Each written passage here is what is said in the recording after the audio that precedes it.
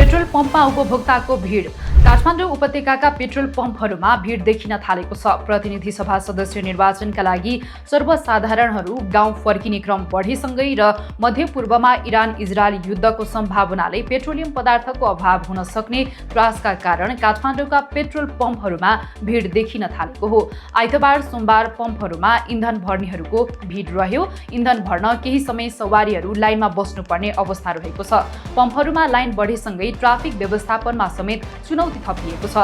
केही म्यादी प्रहरीहरूले व्यवस्थापन गरेका थिए। पछिल्लो समय बढ्दो मध्यपूर्वको तनावले उपभोक्तामा त्रास बढेको छ। समयमै नेपालमा इन्धन नआउँदा अभाव झेल्नु पर्ने हो कि भन्ने चिन्ता इन्धन भर्न लाइनमा बसेकाहरूलाई रहेको छ। नेपाल आयल निगमले इन्धनको मौजदात पर्याप्त रहेको र आपूर्तिमा कुनै समस्या नभएको बताउँदै आएको छ। तर उपभोक्ताहरू भने विगतका नाकाबन्दी र अभावका अनुभवका कारण त्रसित देखिएका छन्।